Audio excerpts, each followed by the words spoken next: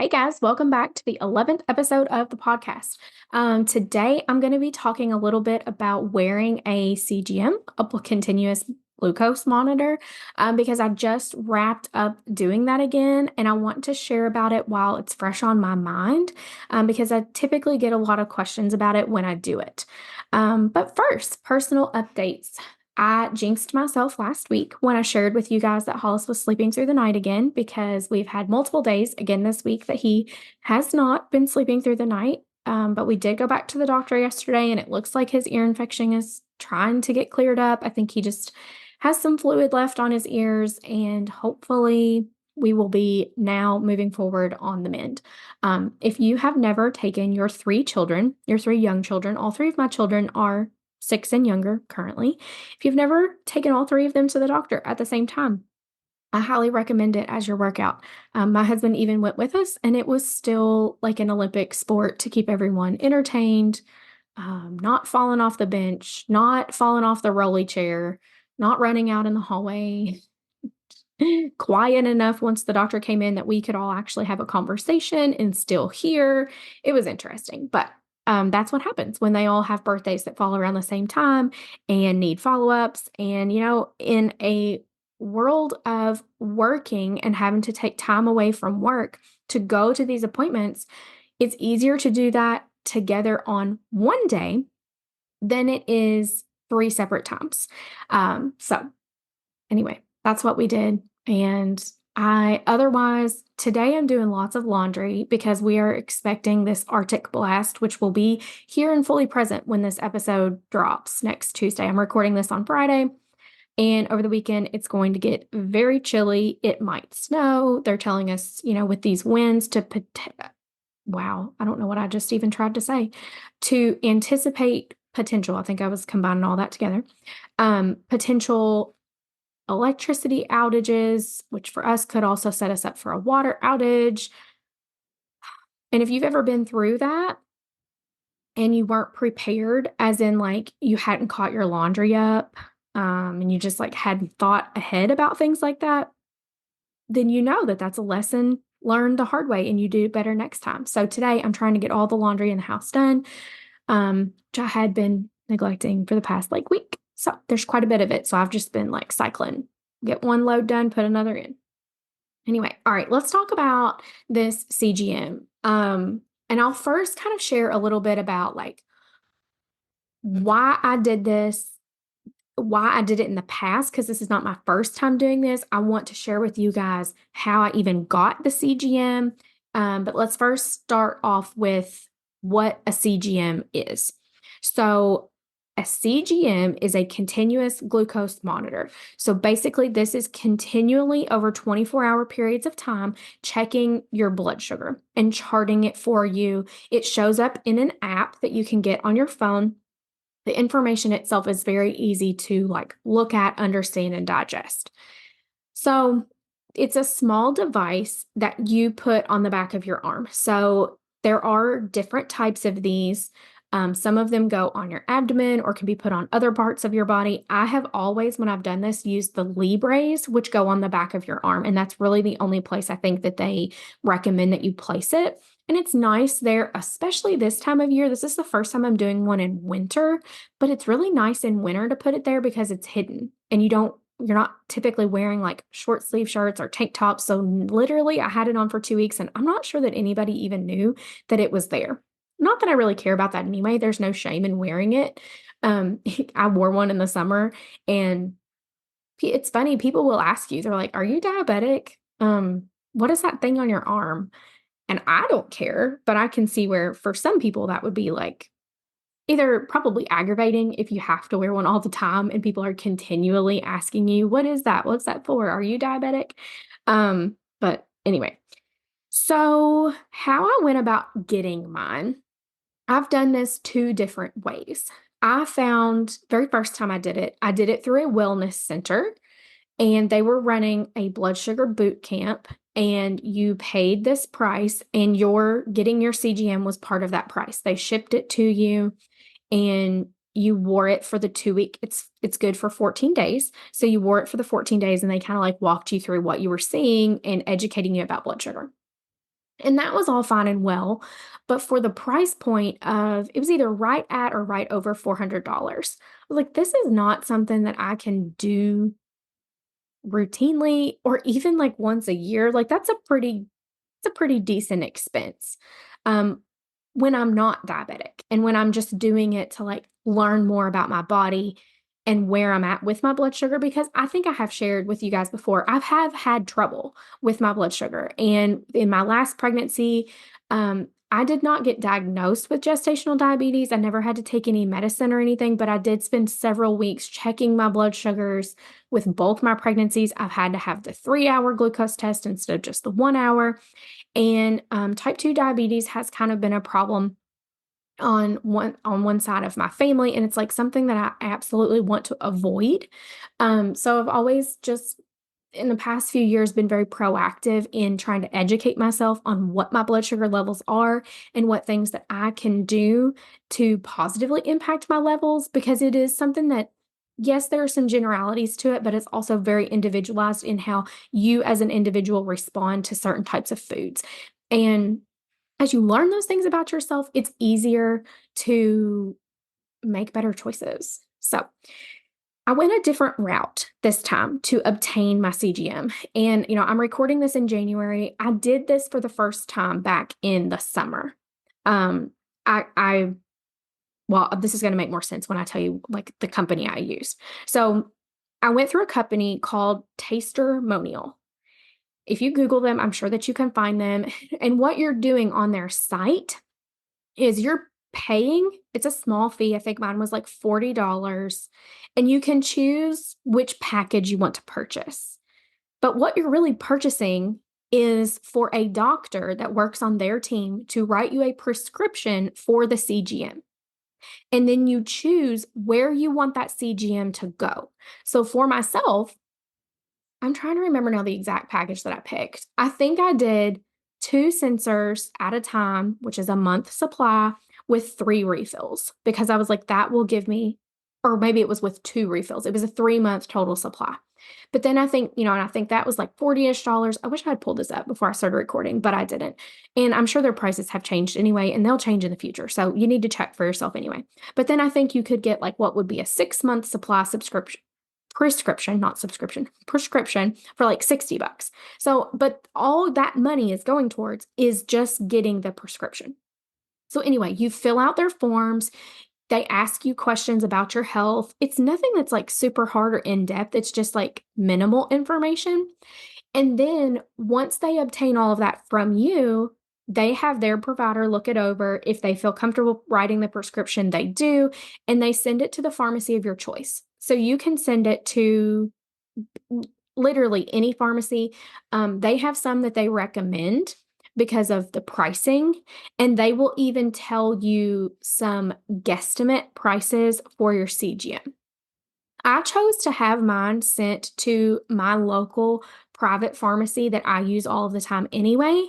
And originally, I thought I could use something called a Good RX card. If you don't know what that is, you should check it out anyway, regardless of this conversation, because it's a free program, and you can use it to purchase prescription drugs if you don't have health insurance, or you can use it in place of health insurance if you have it. And sometimes the prices that it gets you is cheaper than what you would have to pay if you used your insurance, which doesn't make any sense. And it would be a whole other gripe conversation from me for a different day, but we're not going there today.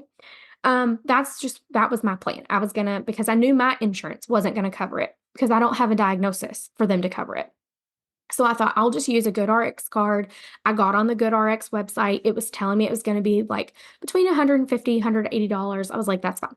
For a full month compared to the $400 I had paid before for just a 2-week thing, I was happy with that.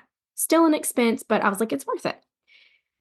Well, I, after the fact, found out that my local private pharmacy can't accept those GoodRx cards. However, they have a cash price program. So I paid a cash price for it and got my sensors so two of them and 1 month supply for about $150 to $160. I can't remember the exact amount, but again, I was very pleased with that, and that felt very affordable to me compared to what I had paid in the past. So that is how I went about getting the CGM in the first place. I think that there's this perception that it's like impossible to get these. And I mean, even like a year ago, it was a lot harder to get them than it is now. But they're very much being seen now as a wellness tool and not just something reserved for chronic disease. And there are other programs out there where you can get a CGM. NutriSense, I think that's the name of it. Now I'm second guessing myself. But I think that's the name of their program. But again, it was expensive. It was going to be like 400 something dollars. And I was like, no, I can't do that. So I was looking for a cheaper way to go about it when I found Tastermonial, and I was like, yes, this is perfect. The only thing that I will say about my experience working with Tastermonial to get the prescription is that there were some hiccups along the way. So, like I said, you fill out the information, they send it over to their doctor. Once their doctor actually writes the prescription and sends it to your pharmacy, you're supposed to be notified, and I wasn't. So I just kept thinking that we were still in limbo and that the prescription hadn't been written yet. And they tell you a certain, I think it's 48 hours, maybe 3 business days. I'm not sure. It's like your prescription will be reviewed and written by this time period.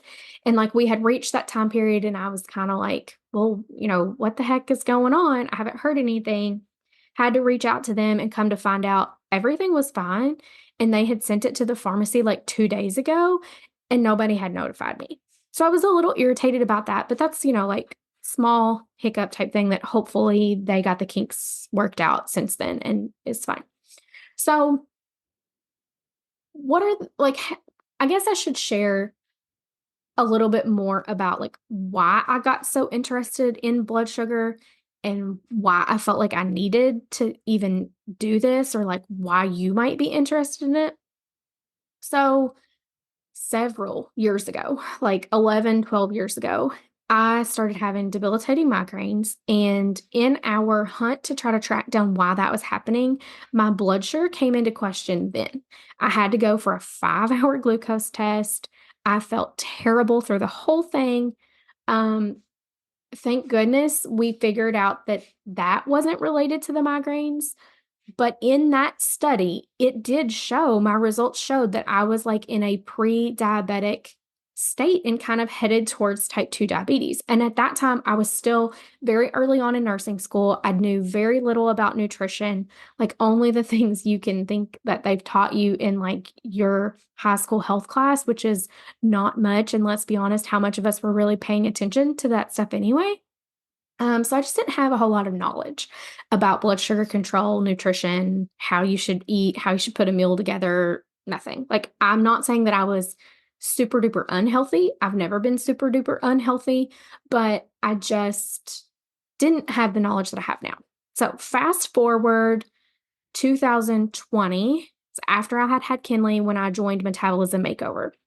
That's an online course program, and it is about fat loss, but the main thing that they're teaching in this program is about blood sugar control.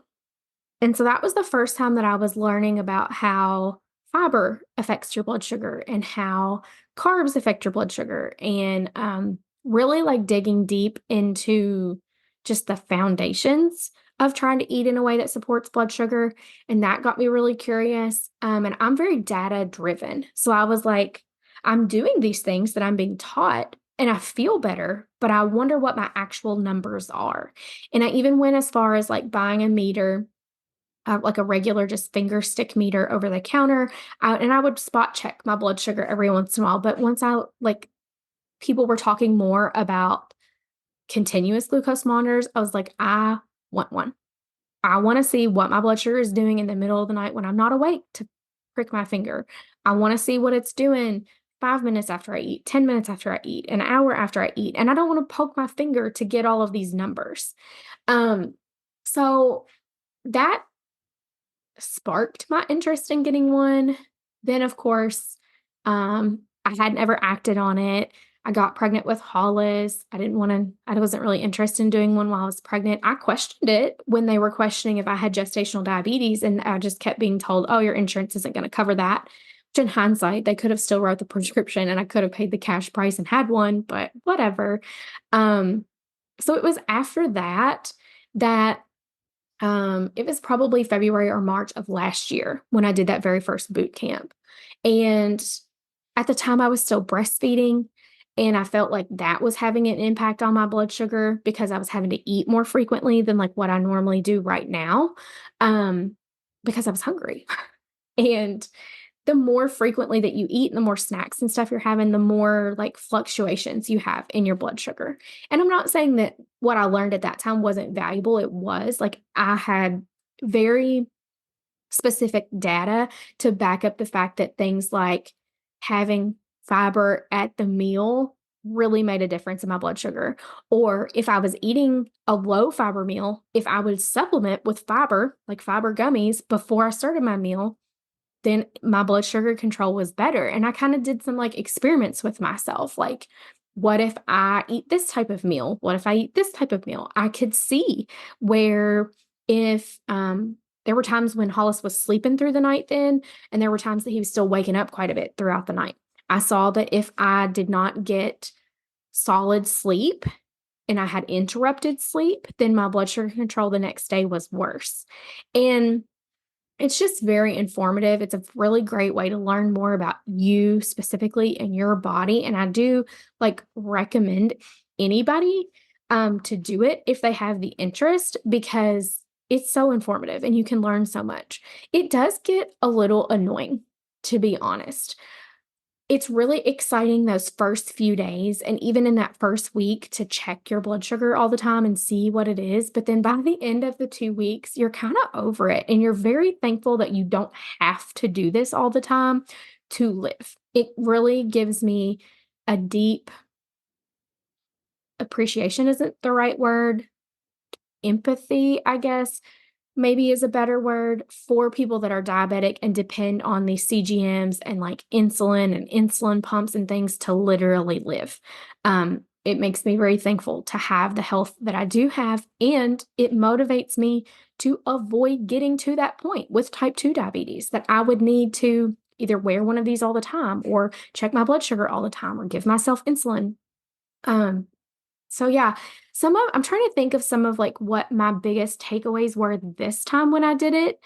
Um, I don't know that I had any new aha moments so much as it just reinforced kind of what I already knew, which was that my blood sugar control is better the following day if I am consistent with taking my Mag Soothe at night, which is a magnesium glycinate supplement, which helps shuttle insulin into the cells. When I'm taking my pickleball drink daily, which is high in potassium, that also helps my blood sugar control because potassium helps shuttle insulin inside the cells. Stress definitely impacts my blood sugar negatively. It makes it go higher. Um, And I think that was the biggest. Some things are obvious. Like if I had straight up candy, like straight up sugar, then yeah, my blood sugar was going to spike. Um, One of the big things that I did notice this time, my blood sugar control was better this time than last time. I did not have as many, like really high events as I did last time. And I don't know if you guys know this or not, but I just finished up a gut protocol. Um, I've been working on that. It was like 3 months long. And I felt like hypothesis in my mind was I felt like my blood sugar had improved overall since I did that gut protocol. And I think that really, it really showed that to be true. Um, yeah, so I don't know. That's kind of all that I had that I wanted to share about that. It's the application of the sensor itself is no big deal. It stings a little bit, um, but it goes away and you don't even like you don't feel that it's there. You pay no attention to it. People get kind of freaked out because you're like putting a needle in your arm. It's not really, it's so minor that you don't even pay attention to it. It's like pushing a button. It's like this little plastic thing, and you just kind of like push the button and it goes in, and then it does it all itself, and then you're done. It's really cool. I'm sure you can YouTube a video of somebody applying one to see that. But if you guys have questions about CGMs, blood sugar control, how I went about getting it. If you want me to send you the link to that testimonial site, I'm sure you can just Google it. You'll find it, no problem. But if you want me to send you, well, I almost knocked over my microphone. Sorry, guys. If you want me to send you the link, I'm happy to do that. Um, so yeah, like I said, I would recommend it for anybody that is curious about their blood sugar control or feels like their blood sugar might be a problem for them, because it will be very informational for you. So for today's Mindset Minute, actually, I want to tell you something else first. So in the fall of last year, I closed my package for HTMA only testing. And I said, I'm not taking any more clients right now for just HTMA testing. I don't know how long this will last. But anyway, I closed the doors. And they've been closed ever since. I have not offered that package in a long time. And what I can share with you guys is that I will be offering that again soon, but in a very limited capacity, very limited number of spots. So there is a wait list to get on if you want first dibs at snagging one of those spots. So if getting your mineral status evaluated, getting an HTMA test is on your radar, you want to jump on that wait list so that you get first dibs, because like I said, there'll be limited number of spots, and they will probably sell out. So wait list people are going to get priority. Okay. And that waitlist link can be found on my Instagram profile, and also on my website. So Mindset Minute for today is a journal prompt reflection that I had shared with my VIP clients. I share journal resources, journal prompts with them, as one of their resources from our mindset module. So I pulled this one out because I think it's something that we do not think of very often about ourselves. And it is important for us to think about this and acknowledge this about ourselves. So today's Mindset Minute is for you to think about what the last thing you did was that made you feel proud of yourself, not of anyone else. And I'm going to give the caveat that this can't be a work-related success. This needs to be something in your personal life, that you did that made you proud of yourself. So think on that, and I will talk to you guys next week.